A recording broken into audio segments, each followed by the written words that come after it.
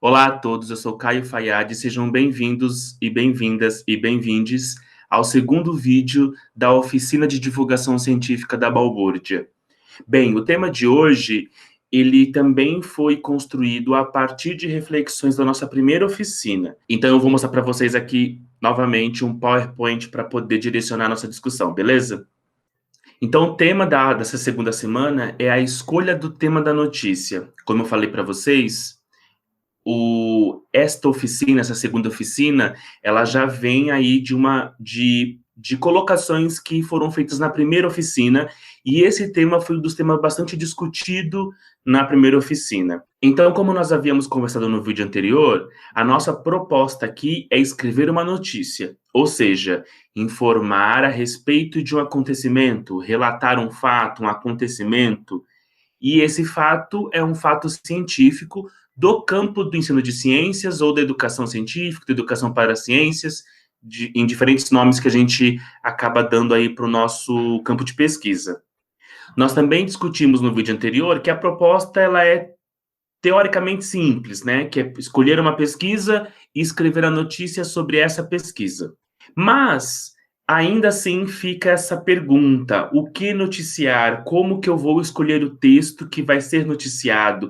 Quais critérios que eu precisaria pensar na escolha dessa pesquisa? Então, o primeiro ponto, a gente vai colocar aqui o que a Balbúrdia aceita de pesquisas que podem vir a ser noticiadas na revista.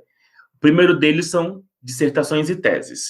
Então, se você conhece uma dissertação muito boa, se você conhece uma tese muito boa, uma tese que mereça, uma dissertação que mereça ter um conhecimento de um público amplo, ou seja, ser noticiado, ela é elegível para ser publicada na Balbúrdia na forma de uma notícia.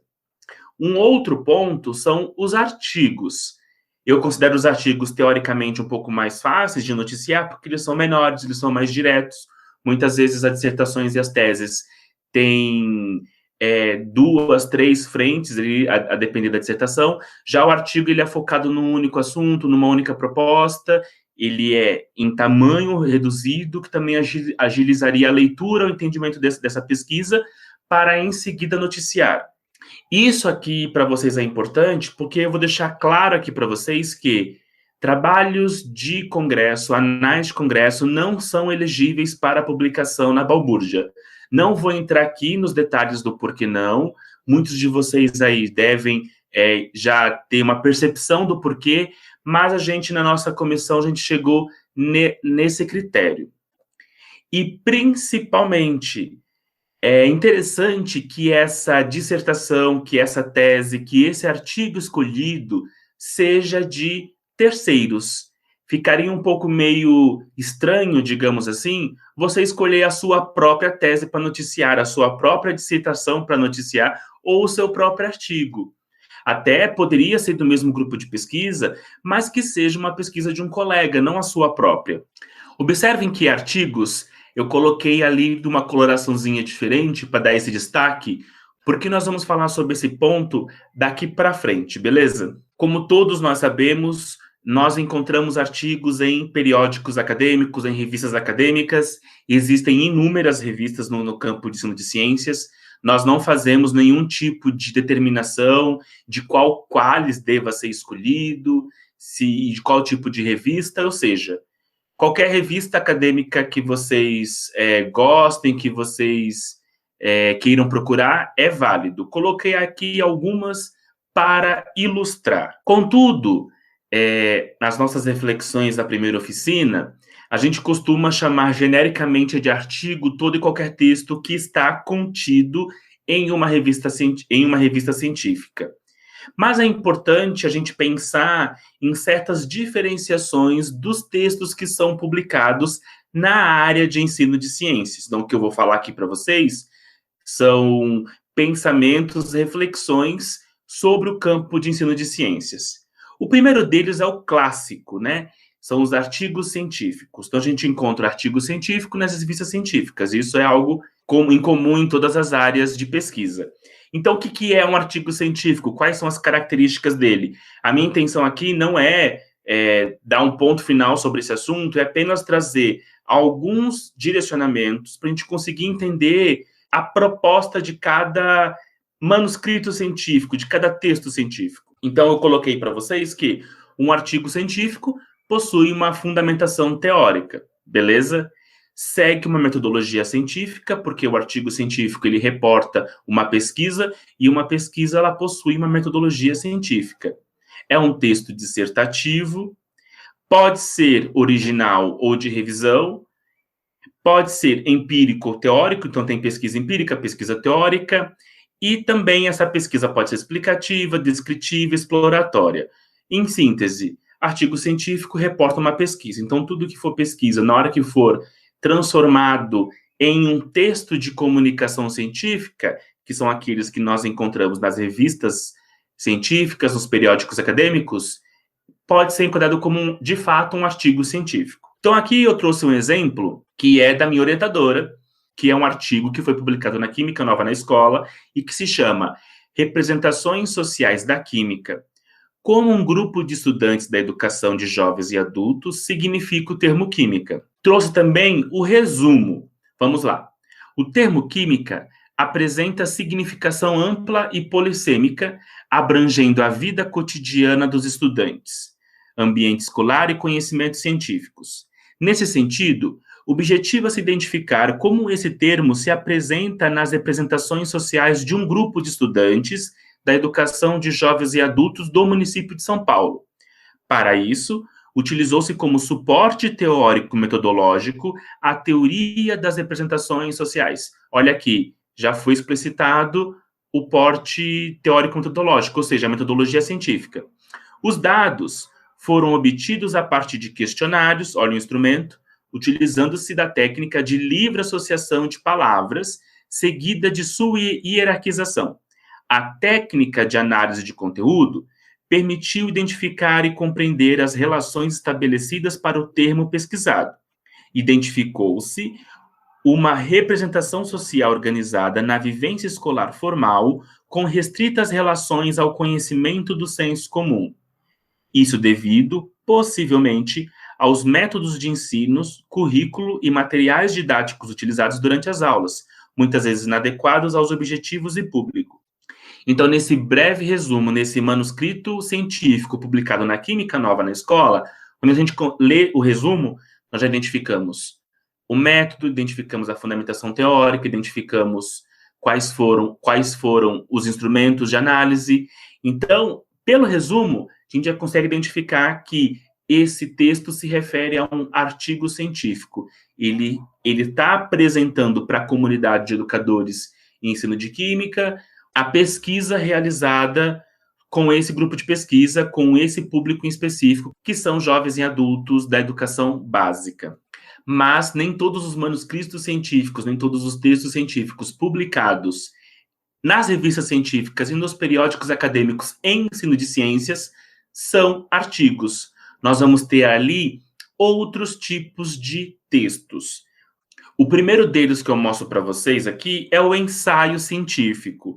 Coloquei também aqui alguns critérios que a gente consegue, por uma leitura, identificar se é ou não é um ensaio. Então, observe ali. Possui fundamentação teórica, não segue uma metodologia científica, porque ensaio não é pesquisa, é um texto dissertativo, coloca uma visão pessoal sobre o tema, porém, essa exposição ela é objetiva, ela tem uma organização lógica, ela busca problematizar o tema e tratá-la de forma crítica. Então, embora o ensaio científico não seja pesquisa, ele está ancorado por esse espírito crítico da pesquisa acadêmica. Por isso que ele é um ensaio científico. Então, para a gente ter um exemplo de um ensaio, coloquei aqui para vocês um texto publicado na Ciência e Educação. Nós comumente chamaríamos esse texto de artigo só pelo fato de estar em uma revista científica. O título dele é Interdisciplinaridade e Educação Ambiental Crítica, Questões Epistemológicas a partir do Materialismo Histórico Dialético. Ou seja, só pelo título, por ter ali essa relação com a teoria, né, com os conceitos do materialismo histórico dialético, a gente já consegue entender que esse texto tem sim uma fundamentação teórica. Então vamos ler o resumo. O ensaio discute a relação entre interdisciplinaridade e educação ambiental crítica à luz das questões epistêmicas sob o foco do materialismo histórico dialético, o qual está organizado em 3 momentos. Ou seja, o ensaio, aqui nesse resumo, já mostra como que esse texto vai ser dividido, como ele vai ser apresentado, como essa organização lógica desse ponto de vista desse pesquisador será discutido. Na introdução, indicamos o cenário da discussão ambiental em face do debate contemporâneo e suas formulações teóricas que propõem dimensionar a educação ambiental a partir do conhecimento crítico, histórico e complexo. No segundo, situamos, à luz do materialismo histórico dialético, as bases conceituais e metodológicas da educação ambiental e seus vínculos com a interdisciplinaridade. No terceiro e último, apontamos quais implicações epistemológicas o método materialista histórico dialético pode conferir à interdisciplinaridade e à educação ambiental crítica. Observem aqui algumas colocações lexicais aqui. Apontamos quais implicações e depois, em seguida, pode conferir. Então, tudo isso já começa a mostrar que esse texto ele é um ponto de vista do escritor em relação a esses temas. Não é, de fato, algo que ele executou uma metodologia e obteve esse resultado e esse indicativo. É preciso considerar os componentes ontológicos e históricos de intervenção humana no ambiente, cabendo aos processos de educação ambiental crítica refletirem sobre a dinâmica da relação sociedade-natureza, os quais, sem esta dimensão, tornaria o debate ambiental simplificado, fragmentado e despolitizado pela negação da materialidade contida nas relações sociais. Observem que essa última frase, a partir do é preciso considerar os componentes, a gente observa aí essa síntese do ponto de vista do ensaísta, que também é um pesquisador. Na verdade, desculpa, que são 2, né? Que são o César Costa e o Carlos Loureiro. Então, aqui, por esse resumo, a gente consegue exemplificar a importância dos ensaios no campo de ensino de ciências. Então, embora não seja pesquisa, ele tem igual importância, igual valor, porque muitas vezes o ensaio, ele nos traz ali interrogações que poderiam ser utilizados como pergunta de pesquisa, por exemplo. Seguindo essa ideia de que no campo da pesquisa e ensino a gente publica outros textos a não ser pesquisa, eu trago outros 2. Além do ensaio, tem o relato de experiência e mais um que eu vou mostrar para vocês. Então, eu coloco aqui o relato de experiência, possui fundamentação teórica, não segue metodologia científica, é um texto expositivo argumentativo, ou seja, o ensaio é um texto dissertativo.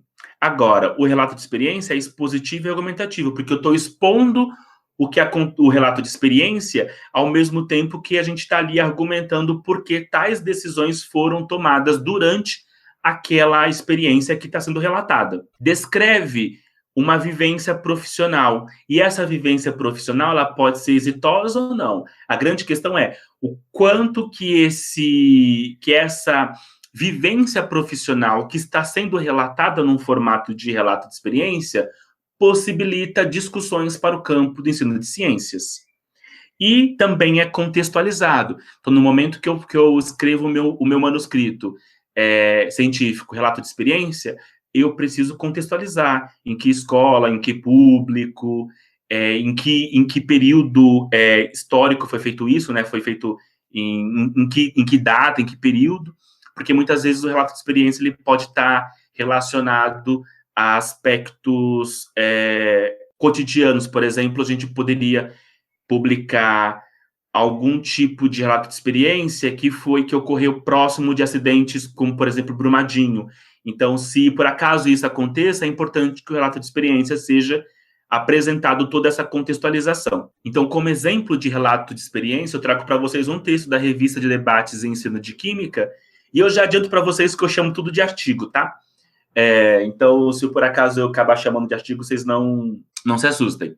O texto se chama Perfil Narcoquímico, um relato de experiência sobre a elaboração e implementação de um jogo didático sobre drogas, hormônios e funções orgânicas. Vamos ao resumo. Este trabalho busca apresentar um relato de experiência sobre a construção e aplicação de um jogo didático chamado Perfil Narcoquímico, que se propõe a discutir conceitos químicos de funções orgânicas associados a discussões sociais sobre drogas e hormônios sintéticos e ou produzidos pelos nossos corpos, os quais contribuam para que sintamos sensações diante do mundo que se apresenta. Deste modo, o lúdico mostra-se também como um caminho para acessar alguns debates controversos. A partir do momento que essa pessoa coloca o lúdico, a gente já consegue entender que dentro do campo de ensino de ciências, isso está ali relacionado com uma fundamentação teórica. O jogo foi elaborado durante a disciplina Jogos Didáticos do Ensino de Química, ofertada em uma universidade federal do sudeste do país. Salientando que um dos objetivos da disciplina visava que o jogo fosse elaborado na interface entre educação em ciências e educação em direitos humanos, mais aí fundamentação teórica, considerando a notável distância entre a percepção da importância e a execuibilidade de ações, ressaltando que o relato de experiência da elaboração desse jogo se constituiu como um exemplo viável da possibilidade de diálogo entre essas duas áreas. Considerando-se a importância da avaliação do jogo, a coleta de dados foi realizada durante a implementação do material para um grupo de futuros professores. Sem esgotar a amplitude, a complexidade e as possibilidades deste campo de ação, o perfil narcoquímico incentiva a reflexão sobre o desenvolvimento e a utilização de jogos na execução de uma nova maneira de pensar o ensino de química.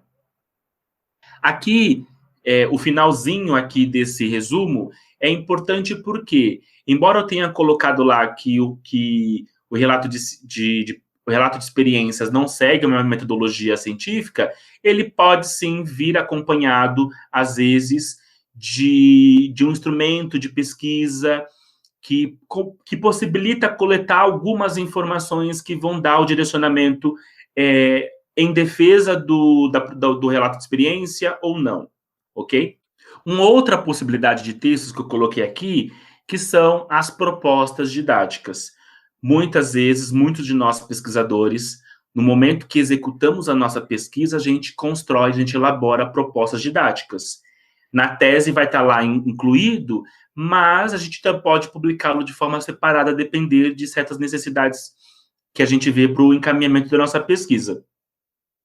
Então, eu coloquei aqui, possui fundamentação teórica, a proposta didática em si, a apresentação dela, não segue uma metodologia científica, mas também pode vir durante o texto algum instrumento que possibilita ali modificar algumas questões da proposta didática.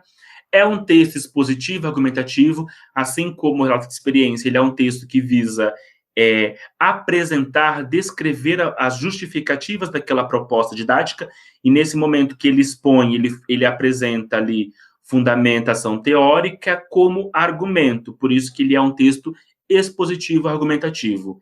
E tem esse fator principal, que é a necessidade curricular. Então, alguns campos que são menos prestigiados, digamos assim, nas práticas cotidianas, costuma-se ter propostas didáticas publicadas.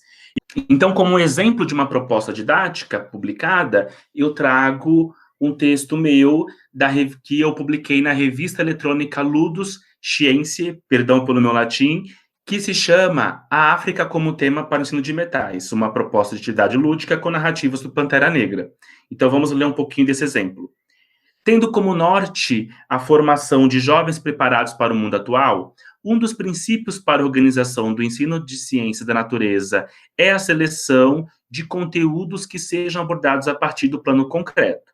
Nessa perspectiva, o currículo do Estado de São Paulo seleciona para o 6º ano do ensino fundamental as relações entre as propriedades dos materiais e seus usos no cotidiano e no sistema produtivo. O objetivo deste trabalho é apresentar uma leitura das histórias em quadrinhos e do filme Pantera Negra que possibilite o planejamento de atividades lúdicas para o conteúdo de metal. Essa proposta está ancorada nas diretrizes da Lei 10.639 de 2003, uma vez que a abordagem dos metais poderá ser realizada a partir de África.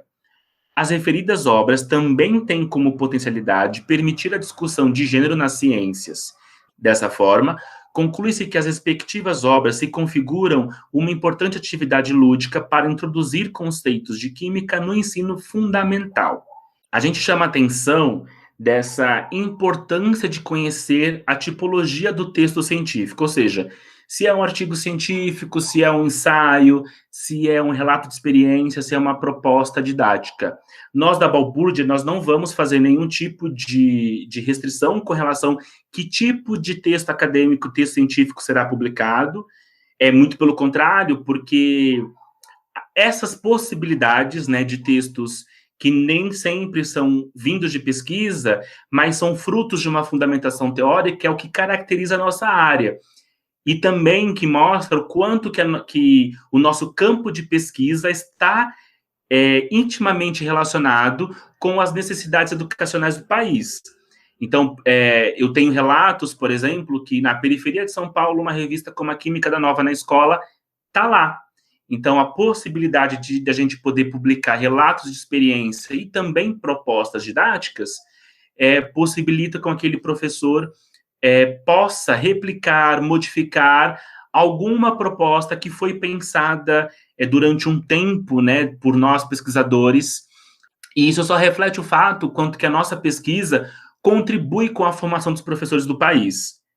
Mas aqui, para os nossos objetivos, que é noticiar um texto acadêmico, um texto científico, que seja ele artigo, ensaio, relato de experiência, propostas didáticas, vocês vão ver que muitas vezes eles não são bem estanques, né? Eles estão até entrelaçados. A gente entende, eu pelo menos entendo, que algumas considerações precisam ser pensadas. Por exemplo, os verbos. Digamos que você está noticiando um texto científico, e aí você escreve assim: os autores encontraram. Por exemplo, o verbo encontrar, que foi aqui explicitado, ele cabe melhor para alguns tipos de textos, não caberiam para outros, né? Então, se a pessoa está defendendo um ponto de vista, será que o verbo encontrar seria o melhor? Agora, se essa pessoa, esses pesquisadores, tiveram um instrumento de pesquisa e a partir das respostas deles chegam num resultado, talvez aqui o encontrar se encaixe melhor para artigos do que para ensaios. Verbos como, por exemplo, defender. Os autores defendem a ideia. Será que o verbo defender caberia para todos os tipos de texto ou caberia melhor para um do que para os outros? Entende? Então, pensar no tipo de texto científico que nós vamos noticiar faz com que a gente pense nas escolhas das palavras no momento que nós vamos escrever a nossa notícia. Um outro aspecto que é de extrema importância, deixei aqui bem grifado, que é se limitar às colocações dos autores originais. Isso aqui é importante porque, por exemplo, os ensaios. Digamos que, vou dar um exemplo meu, digamos que eu encontre um ensaio onde os escritores colocam 5 caminhos para que a educação antirracista possa ser veiculada no ensino de química. Só que eu sou um pesquisador da área. Aí eu posso dizer, mas eu posso encontrar mais 2 caminhos. Perceba, se nós estamos noticiando um texto científico, embora eu perceba pessoalmente que possa ter outros caminhos daquele que foi apresentado no texto, eu não posso incluir na minha notícia. Eu tenho que seguir apenas os cinco caminhos que o autor do texto ou a autora do texto propuseram, porque estou noticiando, eu não estou colocando uma reflexão sobre aquele texto que eu estou lendo. Também pode acontecer, às vezes, em propostas didáticas ou até mesmo em relatos de experiências. Vamos supor que na proposta didática tem lá a ideia fosse trabalhar com CTS. E ali, por acaso, é citado um pesquisador famoso. E aí você vira e coloca assim, porque essa proposta didática pode trabalhar pelos conceitos, pelo caminho da história das ciências. Se o autor não colocou que a proposta didática dele é sobre história da ciência, você não pode dizer isso na sua notícia. Então, se você vai noticiar uma proposta didática que foi publicada, que tem uma fundamentação teórica muito importante para o campo, tem que se limitar àquilo que o texto científico expõe. Então, pensando nisso, a ideia daqui era apresentar algumas características específicas do nosso campo. Eu não sou nenhum dono da verdade, vocês também são da área, vocês também encontram outros caminhos. A grande questão aqui vocês vão escolher o texto, vocês vão decidir quais são os textos científicos que serão selecionados. Nós da Balbúrdia não faremos nenhum tipo de limitação em quanto a isso, apenas deixamos aqui algumas considerações quanto que é importante pensar nas palavras de acordo com o tipo de texto que vai ser noticiado. E uma consideração, que até deixei esse gif de brincadeira aí, é pensar no propósito da Balbúrdia, né? A Balbúrdia, ela tem uma missão de divulgar a ciência nacional, então seria importante também que vocês, no momento da escolha da dissertação, da tese ou do artigo, além dessas colocações que foram aqui expostas, pensar também em selecionar em pesquisas desenvolvidas no Brasil. Se por acaso alguém trazer alguma pesquisa estrangeira, nós também não faremos nenhum tipo de restrição, mas lembrar que a nossa missão, que o propósito do nascimento da Balbúrdia foi difundir a ciência nacional. Com isso, eu me despeço, mas sem deixar aquele recadinho de vocês irem no canal da Revista Balbúrdia e se inscreverem. As nossas lives estão por lá, em breve vai ter mais vídeos no nosso canal. Abraço a todos e boa Balbúrdia!